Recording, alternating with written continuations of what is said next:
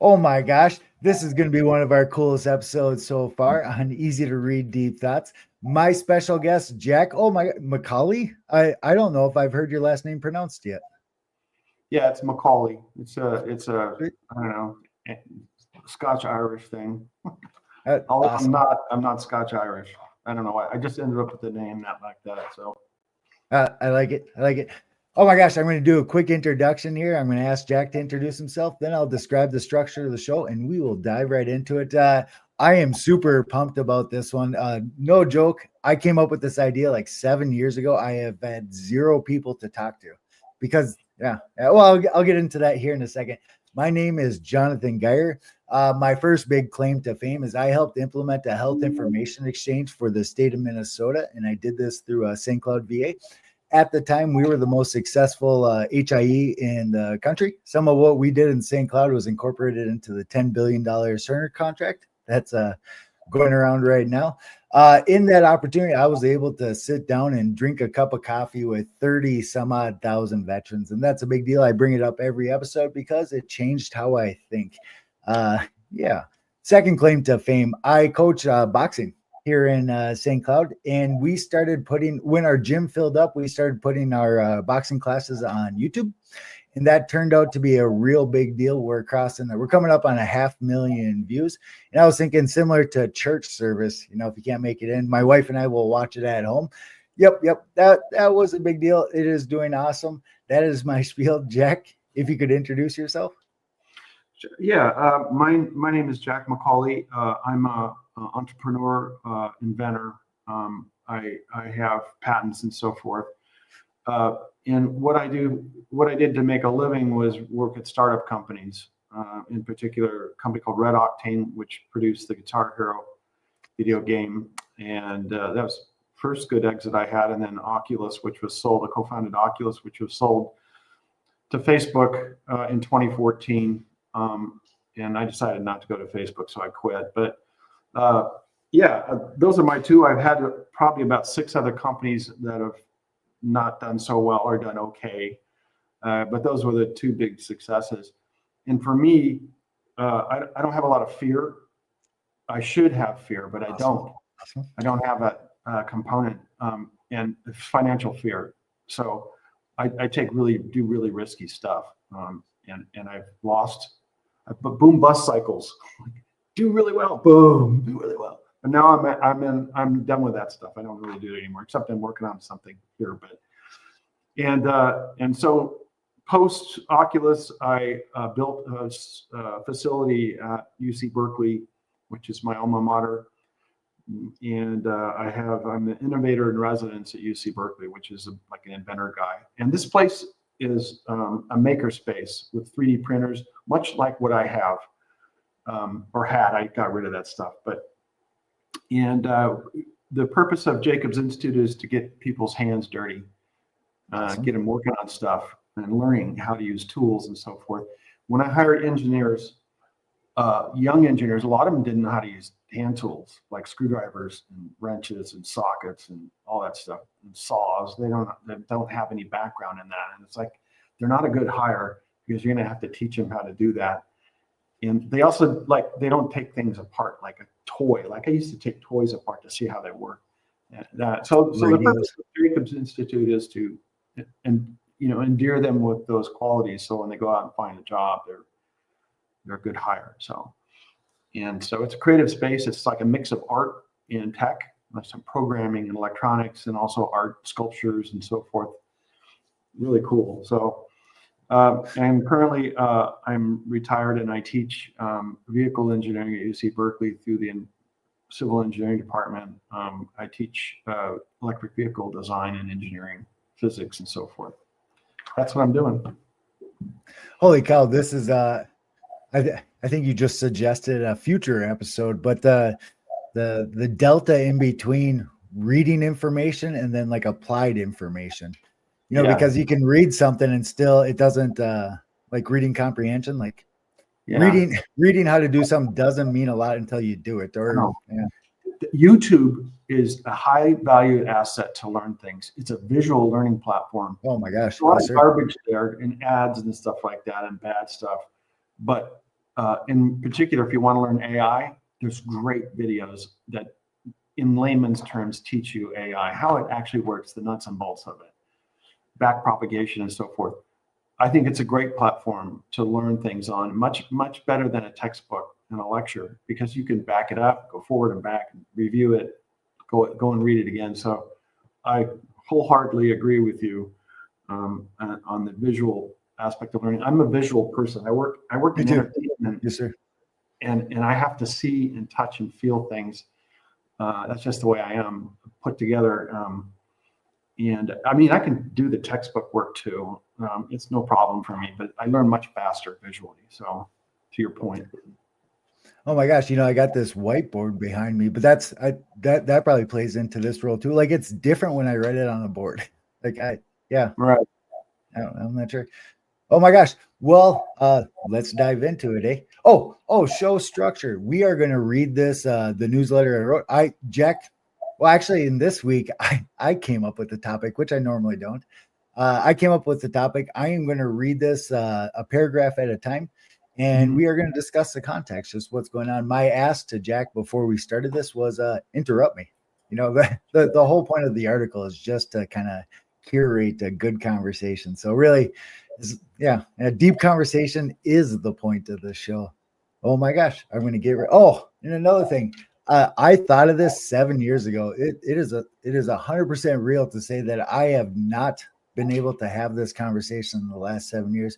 Why? Because for it to make sense, you have to have a good understanding of business and a good understanding of cars, and that's a unique combination, I guess. Okay. Engines in business. This week's newsletter and LinkedIn Live is special. I picked this topic, and our special guest, Jack McCulley, is the only person I know that I could have had this conversation with. It's going to be awesome. Yes. I'm going to read the next one, and then engine and business are similar. The comparison between the two is the unique portion of this topic. And for the most part, the people I know who excel in one tend to lack in the other. I just spoke to that. For me, engines and business both function the same way. And in my experience, a working solution in one tends to naturally inspire a solution in the other. I'm guessing it's the same for you. Yeah. So let me just discuss, you mean internal combustion engines, correct? Is that what you're Awesome. referring to? Yeah. An internal combustion engine, a gasoline engine, is 29% efficient. That means for every liter of fuel you put in, only 290 milliliters of that go to propel the vehicle forward. The rest is heat energy. It's waste, and it has to be dissipated out the exhaust and through a radiator. So, and to your point, let me just talk about EVs for a second. Yes, sir. Yes, sir. The Tesla Model S is 90% efficient. So for every kilojoule you put into 1,000 joules, 900 of those joules go into moving the vehicles on its tires. And the way it does that is recovering the inertial energy when you brake. So it has many advantages. Of course, the argument being that, well, you have to generate the electricity to charge the battery. Yes, that's true. But a commercial power plant is much more efficient than a vehicle. They're up around 40% if they have good energy recovery. So like a business, I would say some businesses are very inefficient. I was looking at, let me just give you an example. I was in Paris last week, right? So I'm looking at LV, the company. It's a handbag company, right? They make luxury handbags and stuff, right? And I'm going, it's $900 for that thing. And I'm looking at it, I'm going, what are the cost of materials in this? And I go, maybe $14, $15, including the sewing and everything. It's not, but probably made in Europe somewhere, but maybe $15. They sell for $900. Look at their margins. Very, very, very high margins. And I've come to find out LV is a very rich company. It's a very wealthy company, global. It's the top, if I'm not mistaken, isn't it? Yeah. And now if you want to talk about, let's say, making video game controllers, your margins are very low. You're looking at, I remember 15 years, 20 years ago, you could buy a PlayStation 2 controller in China for $1. How do you make money doing that? I don't know. So I think it depends upon the market you're in, and of course your margins. Just like an engine, some are efficient and some are not. It turns out that margins on luxury goods are pretty high. I mean, think about perfume. What's it take to make a bottle of perfume? Come on, you pick some flowers and you put them in solvent and you dissolve the stuff and you condense it out and there's your perfume. But it's selling for $90 a bottle. You got the raw materials, flowers and stuff they put in it, whatever, spices. I don't know what they do exactly, but and I look at that and I go, no. So the margins on luxury goods are very high. The margins on hardware and so forth are very low. That's why if you have a hardware company, and I'm a hardware guy, right? To build hardware, it's very, very tough to find investors because they know this equation. Oh. So the margins on software are much, much higher. Particularly like AI now is red hot, right? So margins on software are much higher, and it's much more of an acquirable asset than hardware. So it depends upon what you're doing. If you're making video game controllers or consoles or something like that, the margins are low. If you're making perfume and handbags and stuff, your margins are pretty good. So like an engine, like internal combustion engine, electric, there's a difference. We actually measured the internal combustion engine efficiency with an instrument we built in class to see what it is. We don't know what it is, right? So we measure the energy of a piston moving up and down the side of a tube with a high-speed camera. And we found out it's 29%. That's all you get. So kind of surprising.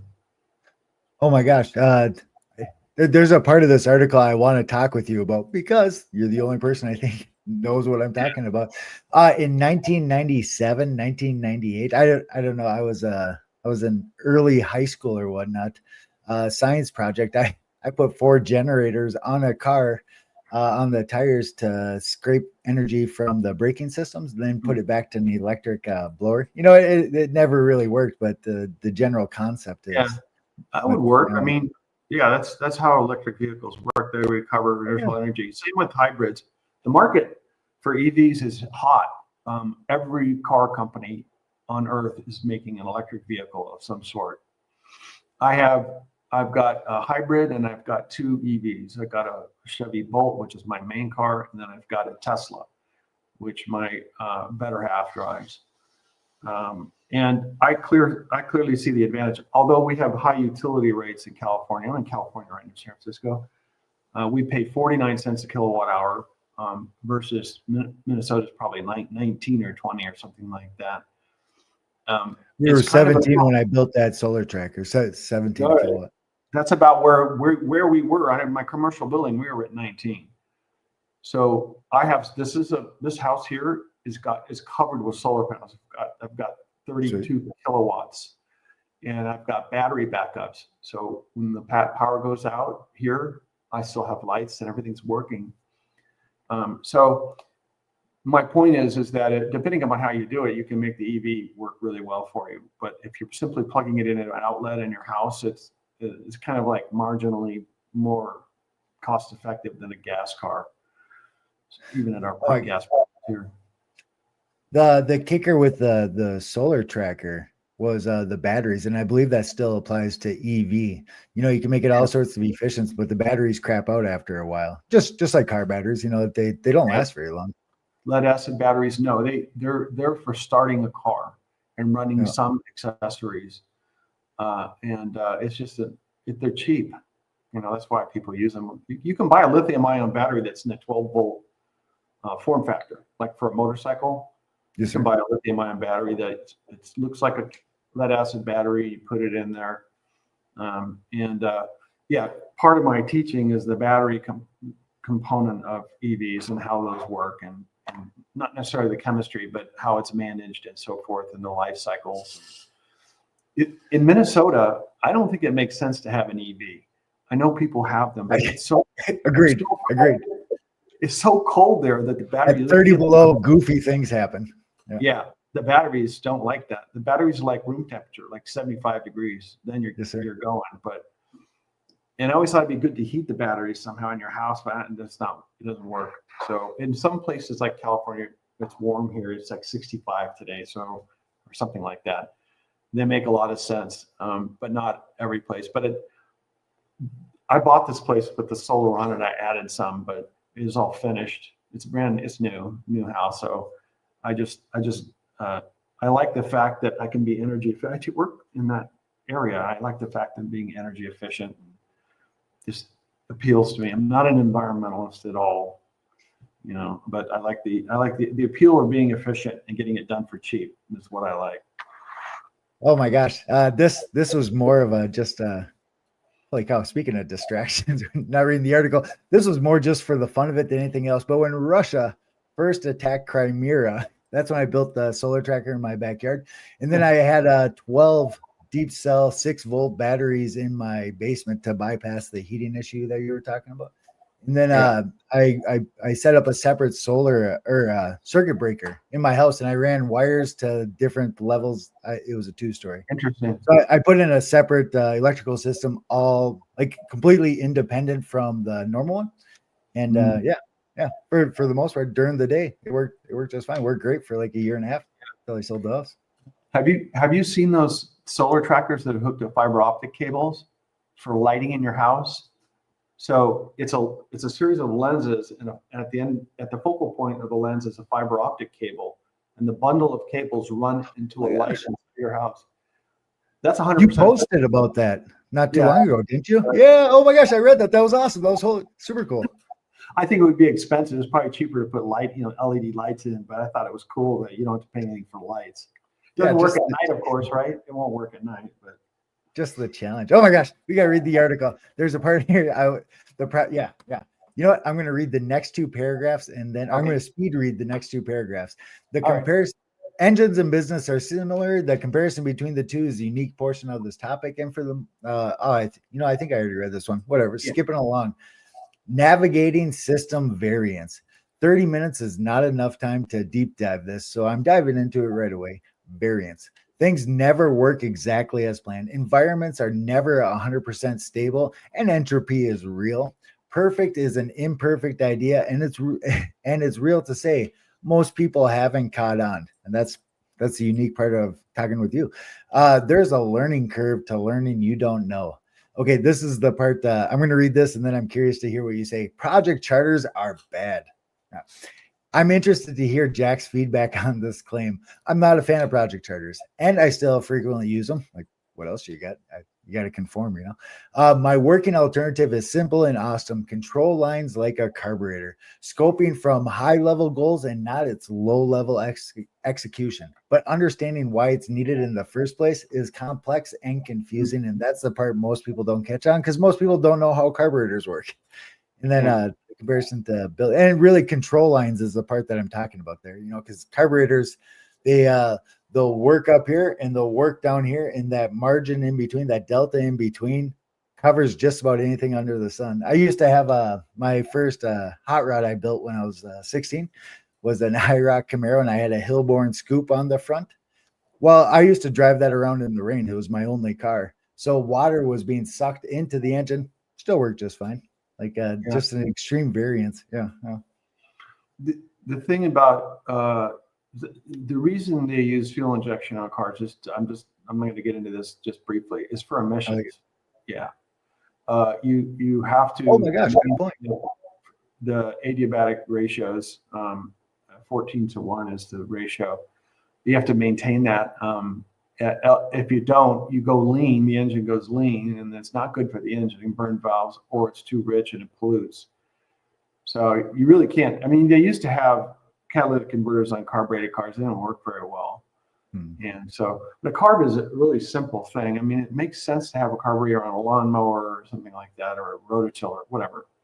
But it doesn't make sense to have fuel injection on a rototiller. But most cars and motorcycles now are EFI, fuel injected. So to your let me just tell a quick story. I have a friend who has no prior experience with robotics, started a robot company, and I look at that and I go, I think they're doomed. I mean, she has no experience doing it, And it's just very dangerous financially. And the problem is, if you get your ego wrapped up in it, I mean, you're doing interviews and stuff with the press or whatever, and you start to fail and you can see it's failing, you immediately respond by dumping more capital into it when you should just let it Crashing fail. resources.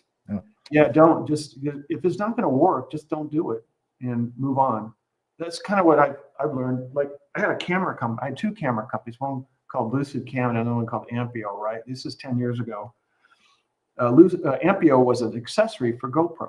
So you could put this thing on there and start and stop the camera with a wireless remote that's on your wrist, like a watch, right? Sweet. Neither my partner or I did any of the financial analysis on it. It turns out we could not make more of the thing. So it sold for $32 and it cost us $8, right? Then we have salaries and all that stuff and expenses and so forth. But the margins on it were too low to produce more without investing further capital. So we canned the company. We closed it. It was a smart thing to do. And we'd already finished all the tooling, everything, the packaging, retail connections. Cycle Gear wanted it. All these companies wanted it, but we couldn't sell it. You know, that's $32 retail. I mean, we're selling it to them for 20, and it cost $8. So we got $12. You can only make one more, and then you got $4 profit, but you can't grow the company. So neither one of us did any kind of analysis. I just jumped in there and says that sounds like a great idea. And Oh my gosh. Lucid Cam was a stereo camera company. I didn't start it, another guy did, but that also failed. And it was a VR camera. And the reason it failed is just the cost of goods margins. It's very difficult. Camera. I learned a lot about the camera business. This is what I learned. Everyone has a camera. They have it with them all the time. So who wants to buy another camera? You don't. You have it there. It's good enough, right? So that's what we learned about the camera business. I'll never do another camera company again. And so, and the other thing you can do is change strategies. Like, to your point here on your paragraph, like, let's say one thing you're trying in the company is not working out, but then you see a light go on somewhere else. There's interest in this other stuff, but not so much interest in the main point of the company, the startup. That's okay. You can change horses and just do the thing and make the prototype. That is real good. Yeah. Nice. Yeah. But if it's not going anywhere, you have to do. I'm not a financial guy, right? I'm not good at finances. I'm wealthy, but I'm not good with money. I'm okay with it. It's just not my thing. I understand taxes and stuff like that because I had to understand that, but you know, buying equipment, depreciation, but it's just not my thing. I let someone else manage that for me. And it's a lot easier. The thing with me is that I always do the irrational thing. Like, I hear about a company, like an AI company, right? I just did this. And I go, they're red hot. And are they really red hot? Well, the more I read about them, the more I found out that the stock value is overpriced. It's overpriced, and their market cap is 60 billion, and then they're not a public company yet. They're going to be, but I already bought the stock, you know. So I'm going. I think that was maybe a bad buy. I don't know. That's what I mean. I rely on other people to do that stuff for me. It's not always a good choice for me to get involved with that. So knowing your capabilities is very important. The older you get, the more you get to know what you can and can't do. If you try different things and it didn't work out, you hope. Some people aren't like that, but I've kind of learned over 4 decades or 5 decades what I can and can't do and what I'm capable of, I'm not capable of. I could never be a professional football player. There's no way. Not with that attitude. When I was 20 and I wanted to be, I couldn't do it. I can't do the work. It's too hard. And I can never be a hockey player. I can never be a professional golfer. I'm not even going to try. The stuff I'm good at is what I'm doing, and I just stick with that. And so I think your point on charters is, as to the robotic company, I mentioned that to you. I wouldn't do that. I would never do that. And I think it's a complex problem and with no market for it. And then you got to be able to like cut it loose if it's not working out, and that I can do. I can cut it off. Let me talk about Oculus just briefly, and Guitar Hero. Let's talk about Guitar Hero because this is along this point. Just one moment. Do you mind if we go late? You know, I was talking about a half an hour. I think. I know that you got me started. Yeah. Yeah. Okay. No, this is like super. I'm going to tell my audience that I'm posting this late. I'm just going to post it in the comment here if you're cool with it. Yeah, fine. That's fine. So on Guitar Hero, right? It's a plastic guitar that you play on a video game, right? And I'm looking at that, and I work in that industry, and I go, this is silly. But I like the guys, and I got introduced to it at CES, and this is in 2005, January 2005, right? Kelly Sumner is the chief executive officer at Take-Two, which is a big video game company. He's a big high-powered exec. Said, you got to see this. And they take me in this room, and there's these two Taiwanese guys standing there with plastic guitars from another company, and they had written a demo game for it, right? I go, this is the stupidest thing I've ever seen. This is really dumb. Boy, was I wrong. We sold 64 million of those over a period of about 4 years. And it was a super popular game, and no one asked me about Oculus ever. They always ask me about Guitar Hero. Tell me about Guitar Hero. And I tell them the story. But I don't know what's going to make it and what won't. I have no idea. I just try it, and if it doesn't, I can kind of feel it sometimes, but not always. And so along comes Oculus. Oculus, same thing. I go, it's kind of dumb, this thing. When I was thinking about it, when I was back away from the group of people I was working with, it's like, I mean, people aren't going to be walking around on the sidewalk with these things on their head. They're not, right? And then I said, and what's the market for this? Because in video games, the experience is like this. It is a social thing. It's a social thing. It's total social. That's the component that they got right. And there has to be a strategy and a goal, a mutual goal. You're playing on a team like Call of Duty. You're playing with other players all over the world, and you have a common goal. It has to have a goal setting and a goal accomplishment, and it has to have social. The visual part of it isn't that important. It isn't. Have you seen Roblox, like video game? Oh my gosh, it's my daughter's favorite. Yeah. Oh, it's the worst graphics. It really is. Minecraft style. Yeah. But yeah, Minecraft is like that too. But it's a fun game, and it has 178 million players, regular players now. So what in Oculus, how do you read that? Well, the way you read it is that unless an Oculus has a strong social component in it and goals and strategies in the play, it ain't going to make it. And I was right on this one. Even though we sold the company, they have not sold that many of the headsets. It's kind of in this grand scheme of video games, it's a small seller. It's not selling well, even though they keep making it. I will say this though, that the Wayfarer glasses that they made, those are really good. But it's just a camera and a mic and a headset. It's basically, I really like those. I got those as a gift. I've also got all the Quests, except for the latest one. But the rollout of that was they blew it, and they didn't. It's an advertising company. Facebook is an ad company. They sell ads. Getting into hardware like this is not in their knowledge base. And I think they went all in. They went all in. They changed the name of the company. Yeah, they thought it was the future, and it's not. The 2D games played on a phone or on a computer, a laptop. It's still that. It's still that. Or a console also.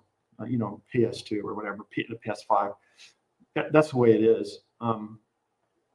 So Nintendo Switch is another big surprise. I looked at that and I go, this is silly, but I was wrong. I was wrong more than I was right.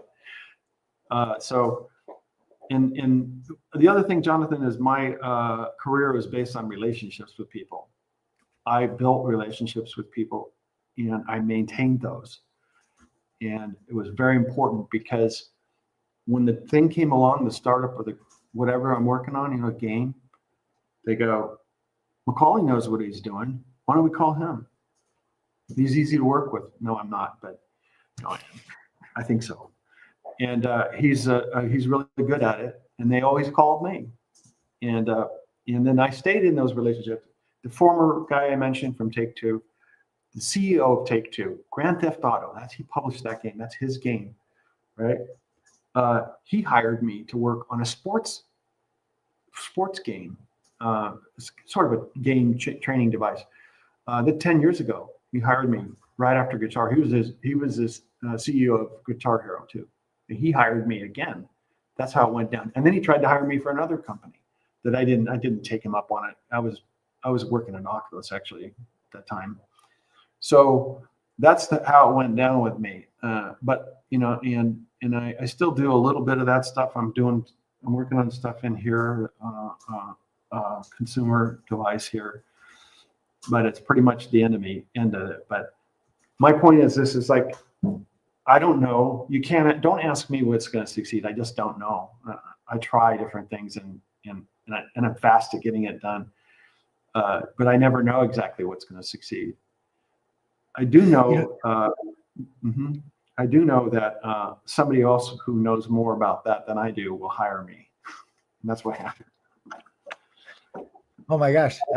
You know, I think everything you just said could tie or not. I think most of what you just said could tie back into my theme on this article. You, as an expert, as one of the top people on planet Earth in this kind of stuff, still can't predict everything, or still, I don't remember how. I'm not able to quote you. Politics. It's like predicting politics or Oh the my gosh. You can't do. No one can do that. You know, maybe Warren Buffett's good at it, but you know, I'm not Warren Buffett. You can't. You never know what's going to happen. A lot of it has to do with who you have around you. And I hired good people, and I tried to hire the best I could find. But generally, that is what. The other thing, you like when you're working with people, you just got to leave them alone. I've learned that over time. You can't micromanage people. I kind of leave them alone and let them do the thing. I stick my nose in once in a while, but that's the most successful thing. That's the thing that I learned about working is I just left people to do their thing and didn't get in their grill. I had to learn that though. Holy cow. Okay, well, your point there speaks to my working alternative to, okay, two different things. We're just going to wing it here from here. No point in reading the rest of the article because you just covered all the main points. First, even being an expert, even being the top, you know, the best on planet Earth for this kind of stuff, it's still super hard to predict things, almost impossibly hard to predict stuff. And that's my claim to why project charters don't work. And it's more psychological than mechanical. Like building a project charter gives people the impression that you have it all worked out. But the reality is it's impossible to work things out. You know, Tyson, everybody's got a plan until they get punched. Like it doesn't work like that. But doing a project charter and implementing a project charter gives people that impression. It's wrong. Yeah. That's kind of my claim here. Let me ask you a question. I know you're a boxing coach. Yes, sir. When I was young, you know, in my generation, we used to fight people. We would get in fist fights with people. Even the guy that worked for me, I used to get in fist fights with. Awesome. And you know, I got my nose broken. I got my nose broken, my jaw broken. Mine leads to the left. Yeah, mine doesn't. I had it fixed. And but then I stopped doing that. But I found out I wasn't good at that either. I was okay. I could run, you know. And then a lot of young people, when I was, you know, Bruce Lee, right, the Asian actor, right? He's a karate guy or kung fu, right? Jeet Kune Do. Yeah. Okay. Well, back then he was like, he just showed up on the scene. He was a badass. So all the kids in the neighborhood were building nunchucks. You're like, awesome. ow, ow. You know, they'd carry them in their pocket, like they're, you know, their back pocket, like they were getting ready for kung fu. You took a broomstick and a piece of chain between them. You just cut the broomstick, and that was your nunchuck. But some of the guys got really quick with them. I don't know. I was not particularly fond of combat sports, and my brother did kickboxing, like not Muay Thai. I forgot what he called it, but Bok Fu, I forget. And he was good. My older brother is good at it. He likes to do that stuff. But I remember I went to go see his match, right? And he was fighting an adult. He was 18 years old, fighting a guy that was 36, right? A little past his prime, but my brother knocked him out. Oh my gosh. Yeah, he hit him and his eyes rolled back in his head. The guy like this. Yeah, that's the extent. Let me ask you a question. How long have you been boxing? About 20 years. Oh wow, okay. How did you get started in that? Just for fun or? I was the stereotypical nerd growing up, captain of the chess club in school. Kids used to beat me up all the time. I did. My social network was super small, and as a teenager, I blossomed into combat. Yeah. Oh wow. Never. Yeah. That's Rough interesting. childhood equals boxing structure. You don't go to jail for boxing. It's supported. So yeah, you don't get charged for the assault either. Yes, You know, sir. I guess Yes, you sir. could, but you get to so I would watch that Jake Paul Tyson fight, right? And Awesome. I only seen a little bit of it. Yeah. the same here. I watched it for a while. I could tell that Tyson was holding back. Uh-huh. And that guy, Jake Paul, I don't know what he's trying to do. He's gonna get in a fight with someone like Canelo or someone like that. The Mexican boxer. That guy would destroy him. Oh my God, for sure. Yeah. And they were interviewing Jake Paul, and the guy that interviewed goes, "Well, you're kind of like the low level boxer, right?" And Jake Paul's, "Oh no, I'm like the best guy around, right?" He's convinced himself that I'm the greatest. yeah. But Muhammad Ali was the greatest. He was a real deal. Oh my God. Well, this is deep thoughts. We could tie that back in. Somewhere along the way, I was active listening, so I'm going to remember forget some of the specifics. But you were talking about I'm a visual thinker too, so I was picturing it. You're talking about like the mechanics and then the psychological interpretation of what's going on. Like you have Canelo, like an actual boxer, over Jake Paul. It is possible that Jake Paul will make more money in boxing than Canelo because of the sensationalism, the psychological variables. Like, you don't actually have to be great. You just have to convince people that you're great. And there's a weird mush in between those things. Yeah. Yeah. I like to watch boxing. I like to watch the combat sports, UFC and so forth. Muay Thai, I like watching that too. I was just in Thailand, I don't know, a month ago. I saw that. Yeah. Awesome. They teach that's a Muay Thai haven, right? And I talked to the cab driver who's driving me up to the airport, and I said, he goes, "You should take Muay Thai here. You should study it here." He goes, "We have a lot of Westerners coming over here to learn it, right?" And I'm going like, "Yeah, that's not a good occupation for me." But apparently, a lot of people are really into it. I think YouTube and Reels, Facebook Reels, Instagram have popularized that sport. And I think also, like, better than I do, that UFC is very popular right now. Dana White, and it's very popular right now. And Mark Zuckerberg's into combat. That image made me laugh instantly. Yeah. Awesome. He might be good. He might kick my ass. I don't know. So. Just the thought of his white, super baby white. Yeah. I don't. He doesn't impress me as a tough guy, but you never know. I learned that when I was a kid. Don't underestimate people. Oh my gosh, this I don't know if it's left or right or with my crooked nose. It was from some 18-year-old kid that I think it was his second fight ever, third fight ever, and I think I was on like my 70th or 80th. Like, I was basically guaranteed to win this match. No, he broke my nose like right away because it was boxing. So like, that's the point. Okay. But I was all cocky about it, or that's kind of like the summation of 20 years of boxing is we could tie that back into this. You don't know. Like, what seems obvious might not be obvious because there's unknown variables. Like, this little kid just caught me, or I wasn't blocking, or whatever. Things happen. Yeah, I came out when I was in college. I had a Triumph sports car, and I came out and I go, there was a guy in my trunk of my car, and I go, "He's got a car just like mine." He go, "Wait a minute, that's where I parked," and he was ripping me off. He was robbing my car, right? So Oh, I just got that. I punched him so hard in the face, I broke my hand. Ah, You know, that boxer's fracture, I have that. yeah. And he was stealing something out of my trunk. Anyways, so I dragged him to the security office, and guess who got in trouble?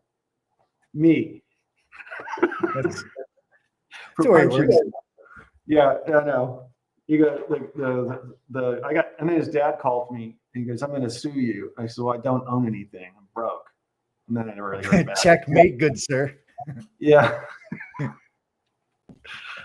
Awesome. Oh my gosh.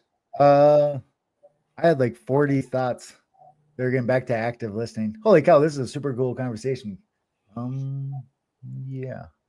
Well, I forgot what I was going to say. I'm just, I want to get your opinion on this portion. Not so much my solution because I'm not articulating it very well there with the control lens like a carburetor, but really when we're talking about project charters, we are talking about the global standard. Like this is how the government works, as you know. Yep. This is how other government, like this is how humans get stuff done. And as far as I can tell, this change management portion, that's what I'm speaking to here, is horrible. Like it doesn't work. Like, and it's the psychological variables because you care a lot. Everybody cares a lot on day one. People care less on day 50, or even if they cared equally as much, the environmental context, the environmental variables are different. Like the person that's making that super important, possibly the most significant decision in the entire length of the project, doesn't care as much as the people that built the project charter. It is impossible for that to not be true. And we were talking about like the framework of project management on planet Earth.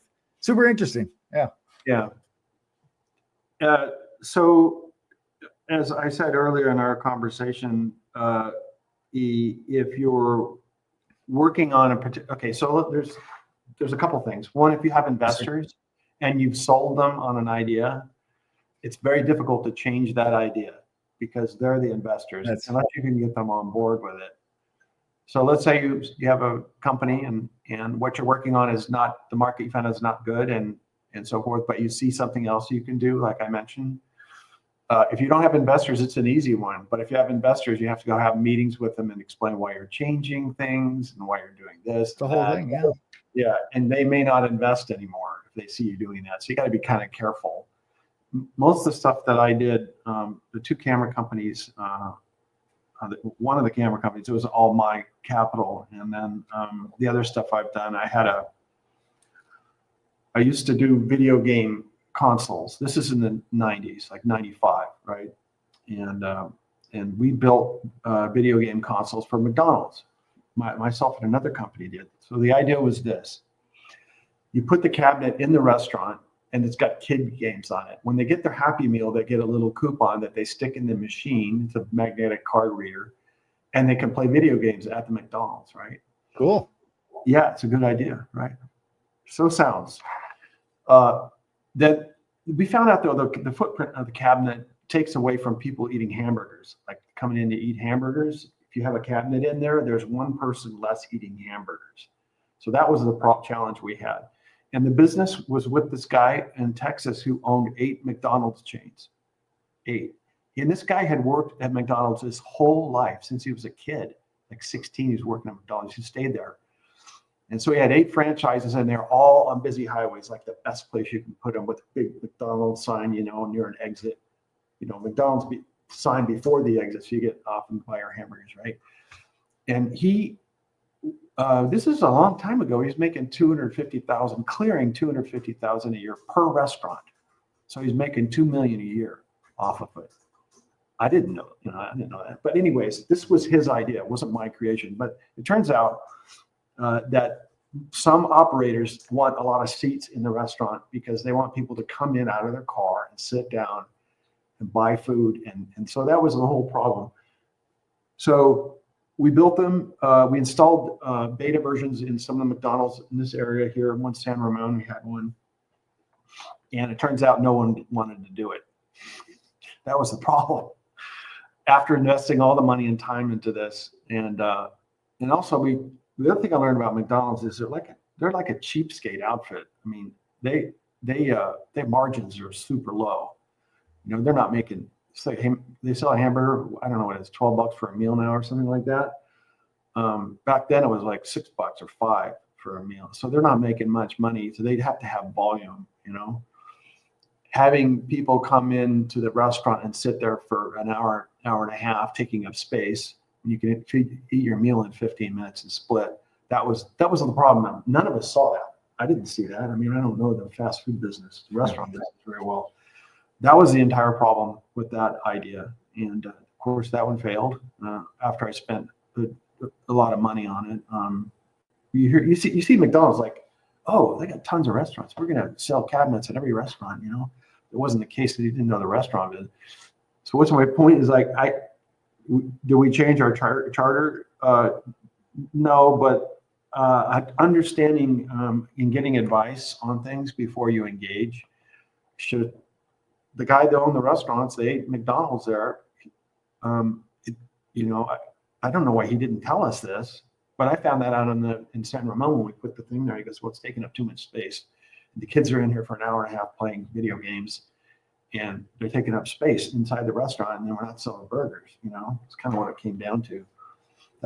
John and I have done a lot of stuff like this over 30 years, 35 years, many things that just didn't work out. And I have a whole series of inventions and projects that I've built that I abandoned because I could see that it wasn't going to work for me. It wasn't going to work out. So changing my charter every time, and then principally, you know, I did a lot of stuff with my own money. I paid for all, like this thing I'm working on here. I paid for that. One of the engineers that we have here is working on it. He's paid a little bit differently than that, but I'm doing it for free because I hope to get a piece of the action when we sell it. We're going to sell the business to a appliance maker, and I'm going to get a chunk of that. I'm not taking a salary, and I'm doing it for someone else. But we have a plan here. Do I think this one will work out? I think this one's going to work out because there's nothing like it, and there's a market for it for sure. So keep swinging. I don't know. I could be wrong.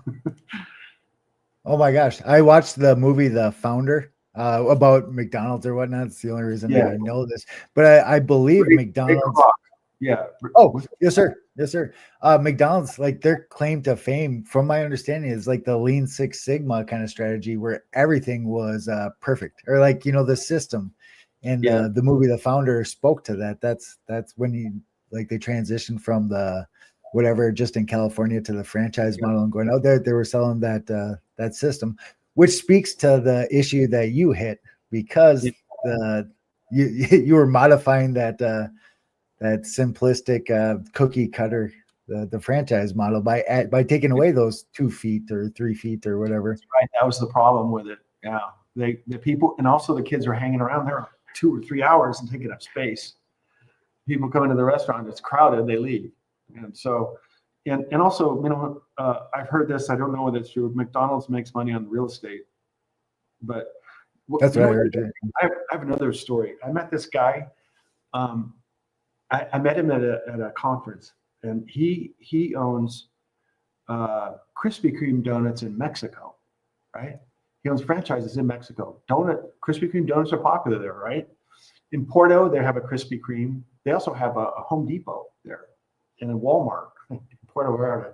So he opens these restaurants, right? And Krispy Kreme makes money by selling you the flour and the butter and the sweeteners and all that stuff, right? But it doesn't work that way in Mexico. In Mexico, this is what he told me. You buy it from a family member. A supplier is a family member, like a relative.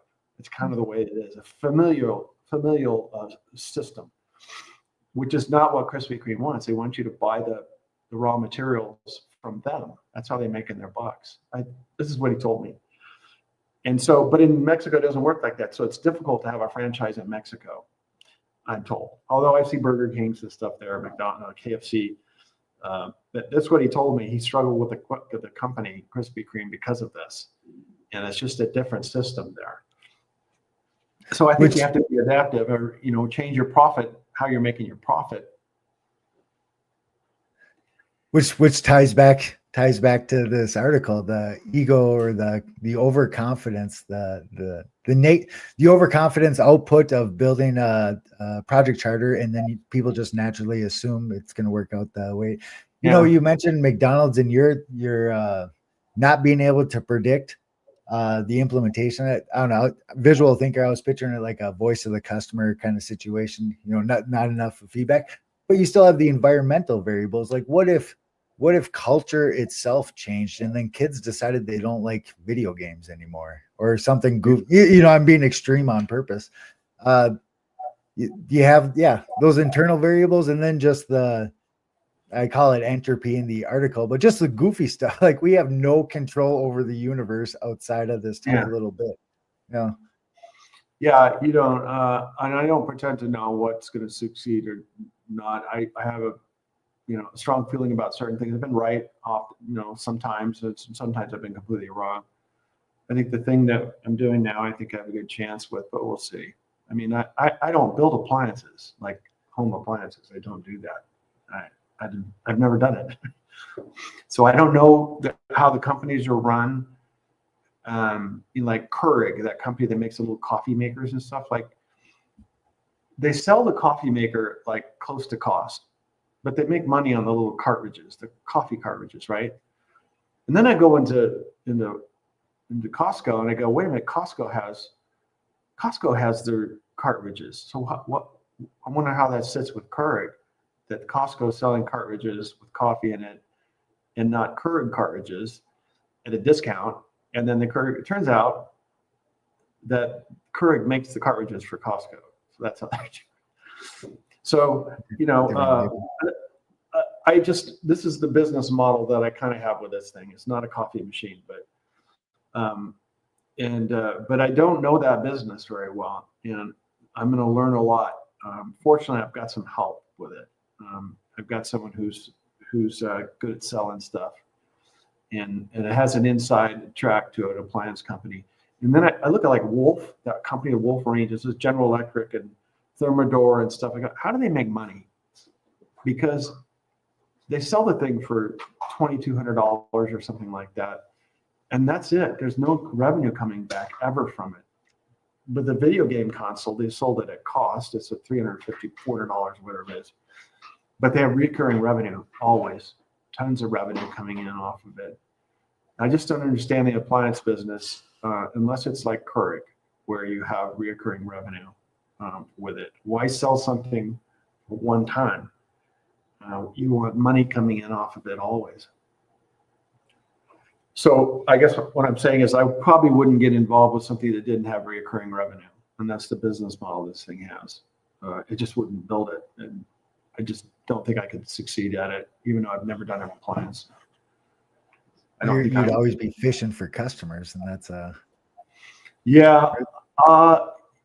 if you present the business as reoccurring revenue, it's a different entity than saying you sell it one time and that's it. Because I work in the reoccurring revenue of the video games. It's got to, you have a franchise and you got to keep making money at it. So that's where I work. I'm kind of in that spectrum of things. A camera accessory, there's no recurring revenue on that. Once it's sold, and you have to make more. Difficult business to be in. I don't know how camera companies make money. I just don't understand how they.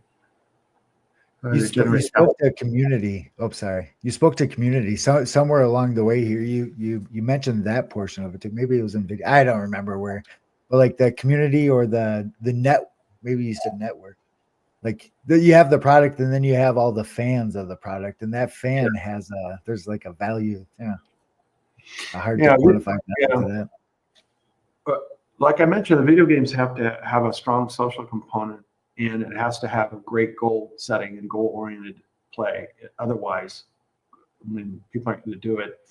There's games that they're like meta, metaverse type games. They're just never done very well. Second Life, it's like 980,000 users. It's very low, and that started in 2000. Call of Duty, has many, many, many millions and millions and millions of regular players, and Second Life doesn't have goals. It's a fantasy world. You walk around. I mean, who wants to do that? First time I put the Quest in the metaverse and they had their metaverse, there's a disco in it. It's like, I don't want to go into a disco. I want to shoot something, Call of Duty was my game back in the day. Yeah. I want to blast stuff and or race a car. I'm going to get in a race car. That's Mario Kart. Yeah. Shoot stuff, blow stuff up. That's what that's where Yes, I'm sir. kind of at with it. So. Oh my gosh, we are coming up on an hour here, and I think this is probably pretty good. I've been following your post for a while. I am confident you and I could BS for a weekend without a problem. Yeah. Or it's Once you get me going. Oh my gosh, super awesome. Well, let's end it on a high note, eh? I'm gonna ambush you with an ask. One thing you'd like our audience to take away from this, well, just one good thought, like the closing thought to this episode. How would you like people to, if we can, we were all over the place. If we can tie it back to the theme of the article. Yes, sir.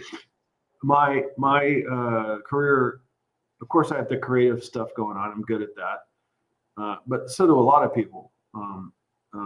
But they don't have the connections I have, and they don't have the relationships that I built. I built those relationships, and so that's the key. Is my stuff was all relationship based.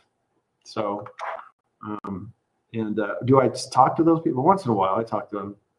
Incidentally, the guy that this is two stories, just real quick. I like it. Math Institute in Berkeley, MSRI, Math and Science Research Institute's a post-grad place. I'm a board member. How did I get the board member? Through a guy I used to work with, going up on 35 years ago for Kodak Research. He was a professor in Berkeley, but I stayed in touch with the guy. I called him once a year, like twice a year. I go to lunch or see how his family's doing. Just BS like this. I just talked to him, and then he goes, "Well, we're looking for a board member, and would you like to be a board member at MSRI?" Because that's the first one. The other one is the trustee position at UC Berkeley. How did I get that? Through the guy at Guitar Hero, one of the Taiwanese guys. Both are Berkeley grads, but they thought of me and asked me to join. That's how it went down. Did I get along with the Taiwanese guys when I worked with them? Not really. This is a hard job. But after that, it's like that's the work stuff, work stuff. The other stuff is like social. We're fine there, So that's how I got that position as a trustee. And many things went down like that. I got to Rand Corporation. I'm not really doing anything with them. It was through somebody I knew. And so Asia Society through somebody I knew. I got a membership, a trustee there. So that's how it all went down with me.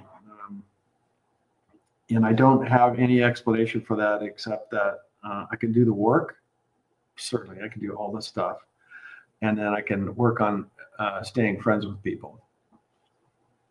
Oh my gosh, there's probably another deep thought episode in here. But like the measurement bias, right? Like people are naturally skewed or naturally inclined to hire people they know. It's not like you analyze the entire population of the planet. You start off with the people you know. Why? Because it's easy, right? It's a known entity, right? You can hire people who have high levels of education and stunning resumes who turn out to be not so good. Risk. Or they're bad fit. I'm not saying they're not good. It's just not a good fit. So you've got to start from things and that's one of the, that's how I succeeded, I guess. Quite quantifying that, like the not good fit, that could tank the entire project. So then what's the value of that Harvard degree and all those fancy experiences compared to your buddy that you do know is not going to tank the project and he shows up on time? Yeah. Nobody ever asked me what my GPA was, and nobody asked me where I went to school. They just wanted to know if I had a degree, and I interviewed okay. I never got asked. No big deal. If you went to Michigan State or San Jose State or Santa Clara or wherever, they don't care. They just care what you can do. And that they determine that from the interview and referrals, but from the interview, they determine what you're capable of. Oh my gosh, we can end it there. Why? Because that ties back into my point on Project Charters, right? Like, Yeah. or my solution to the carburetor control line thing. Give people, empower people to figure it out, right? Don't figure it out for them because things change. Or that's kind of where I'm going with that. Let me ask Oh you a my quick gosh. question. Yes, You sir. don't have to record this part. Oh, hold on. Then let How long me. did it take you to condition for boxing? That's a hardcore cardio sport, right? Oh yes, sir. I'm still recording. Should I end it? You want me to end it? Oh, yeah, you probably want to end this. Yeah. All right. Okay. Well, this was, well, I'm going to do a little ending spiel here. This was awesome. Thank you, Jack. Much appreciated. Holy cow. That's it. I'm